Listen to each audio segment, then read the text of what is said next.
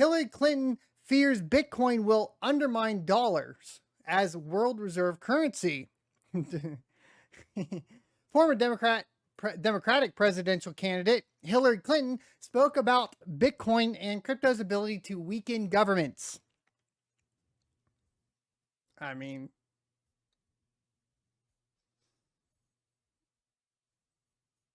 that was the point.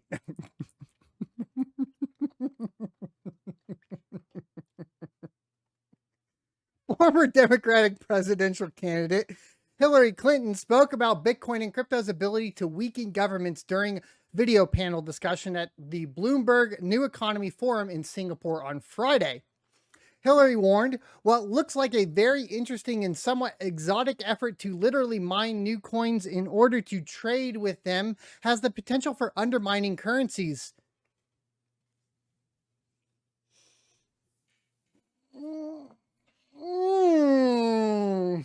She went all the way. She finally figured it out, boys. She knows what's happening. Oh man. Targeting mining specifically here. Because why? Why? What's the difference between mining and staking? Can you buy a real world asset and in return get staked cryptocurrency? But honestly, do you understand? Do you understand what's going on here? Staked cryptocurrency, like Ethereum or anything else that's staking, requires that you enter into that market through another currency, through a fiat currency. Proof of work cryptocurrency does not require this. To participate within proof of work cryptocurrency, you can purchase any piece of computer equipment and begin to mine cryptocurrency and participate within the network. And there's nothing anybody can do about it on the banking level or the government level. In describing this rather vague threat to nations and multinational corporations, Hillary betrayed the fact that she doesn't know the difference between Bitcoin and the separate asset class of cryptocurrencies. Many politicians don't. The terms should not be used interchangeably. Bitcoin assures anyone with internet access a decentralized, permissionless right to property that cannot be confiscated or censored by any government. No one on the Bitcoin network is forced to choose between updating their software or risk losing their wealth. It is backwards compatible. Bitcoin is a geographically agnostic personal sovereign wealth fund. The other thousands of cryptocurrencies are centralized and largely unregulated assets whose protocol can be changed at any time. Thus, in crypto, the threat of property confiscation persists. Bitcoin and crypto are completely different asset classes.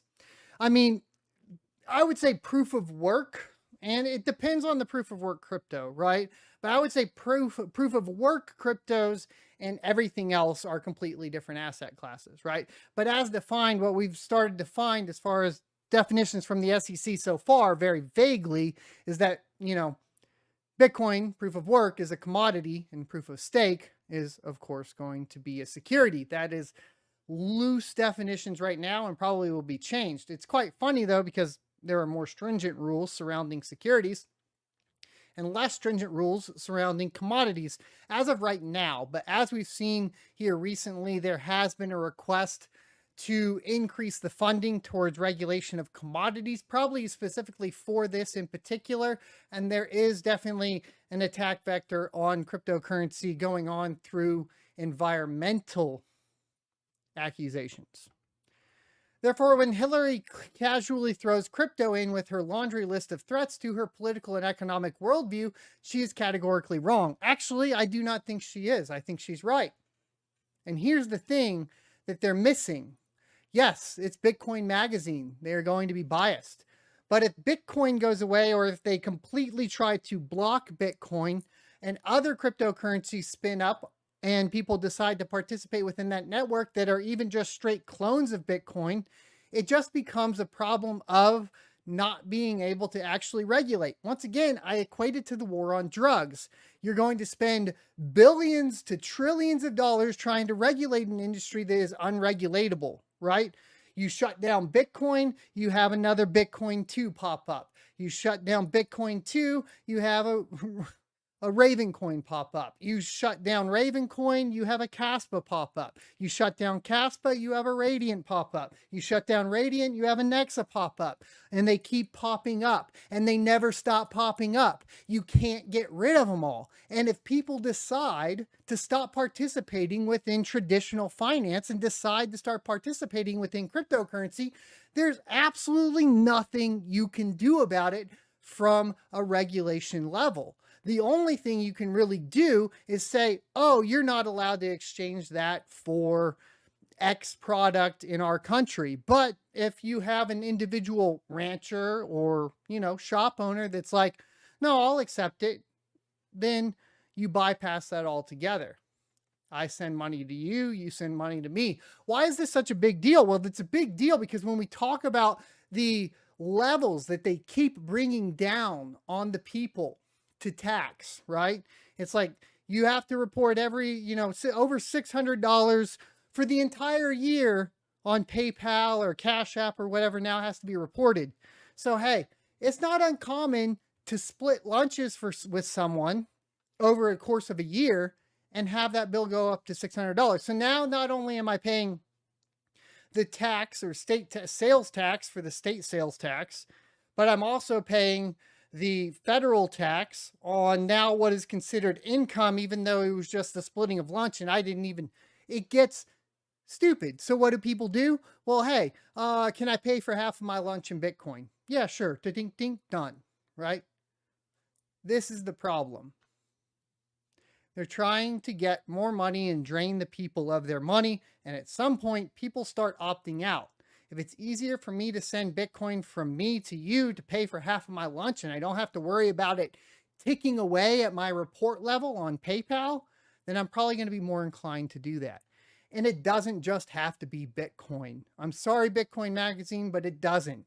I'm sure there's probably 20 different people in chat right now that if I split lunch with them, I could say, can I send you the equivalent in Caspa? And they would tell me yes. Right? This is the thing. Pay attention. She's right more than Bitcoin Magazine here.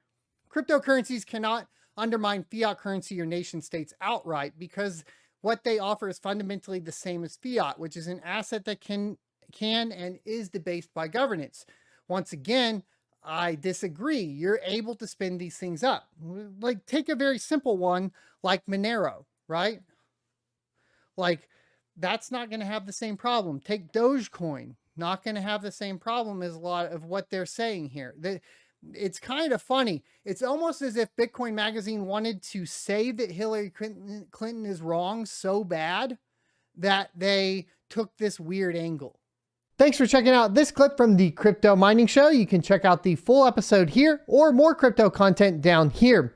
Also, I'd like you to check out my locals page at sonofatech.locals.com where you can become a member for free or choose to be a $5 a month supporter that unlocks additional content.